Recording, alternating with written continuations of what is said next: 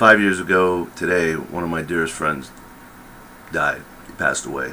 34-year-old Tommy Marth, who is one of the most incredible people I'd ever met, who I love like a brother, who I created art with, who was a phenomenal musician and friend, and one of the funniest people I ever met, who has the most wonderful family, who are still so connected with our family. They're part of our chosen family, as we call them, the people that we weren't born with them, but we might as well have been as close as we are. And his family, they just created a double album, and it's in the memory of Tommy, and I felt inspired to share this poem that I wrote 5 years ago that I shared at the time of his eulogy, and I just wanted to memorialize it here today and share it. And it's called Music Muse. The music is why I live. The sounds that pass from lips and fingertips, from saw and angle, from the back of the house to the human beatbox. The chorus of the gospel ladies, fat and resplendent. The wails of the opera cracking thunderously. The scream of guitar and the angst of youth. The music rips me from here, and I stand on clouded shore. Waves that bring in power and light and removal. Wet tears that course down folk singers' upturned faces. The crackle of amps at 11, you know. The burst of feedback from some ancient badass axe that counterwalls in the densely packed brain space. The music is why I try. Words linked to notes and back again that are my rebirth, again and again, because maybe I cannot listen so good unless it's majestic, melodious music.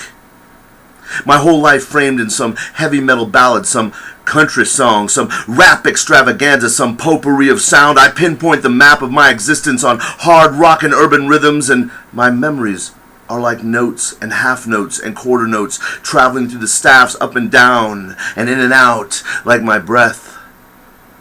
The music stacks in philosophical stones that rise and rise, each one another form of fantastic sentiment. I can tell you the meaning to me of the litany and source of the meter and the bass.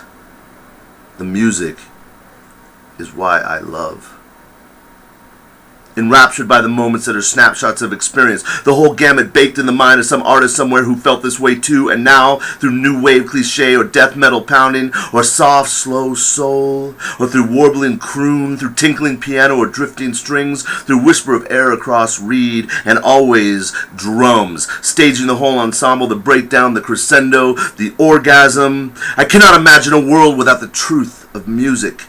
It defines us as beyond beasts, as beyond devils, as beyond air-sucking organisms. It is the map of our lives. From the powerful ritual of sung prayer to the trite overlap of pop enthusiasm, whether classical in nature or modern in form, gasping or screaming, it brings the walls down and proves for me and once and for all that heaven is right here, solid as a desk I type upon, defined in the single note that drifts from a sad saxophone in the hands of a truly gifted man. And this moment, this precious second, this slice of the time wheel is where I am right now, this very instant.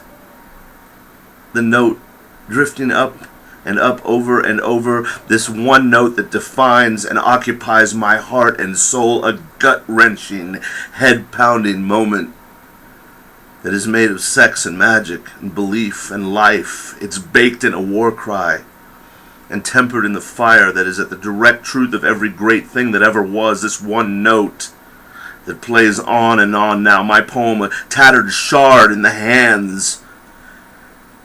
The note enveloping me. And as much as I am caressed here, I'm broken too. My heart a wounded offering that bleeds on the floor in this moment. This grand moment when the world screams so loud and yet could not be heard over the sound of this note. This saxophone note blown out from the lungs of the great passions, forced skyward by the mind of the great creativity, burned, branded, written upon time immortal, so that when time moved again and history was studied, there was a mark drawn in starlight that illuminated this passage of a beautiful soul from what we see and touch to what we are not privileged to understand. And so it goes, and so do I forward. I have weight here in my body from the sheer density of that moment, now that moment in which the music shattered me and forced me to reknit, rebuild, reform myself, that moment when all seemed lost and yet was just what it was meant to be, a painted reminder that love is fleeting and precious and attainable, and you have to reach out and grab it and hold on to it and never let it go.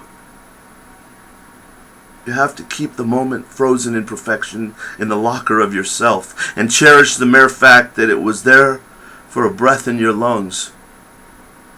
That note, that perfect note blown forth by Tommy Marth, a true friend, that note that traveled on a brass highway and erupted out and out and out. Tommy gave the world a gift that in order to receive, you just need to reach out and take it. Perfect Tommy Marth. My beautiful, incredible friend, I thank you for the notes and everything else that came with it. And truly knowing you and having in my life was just so much like music and all that is holy to me.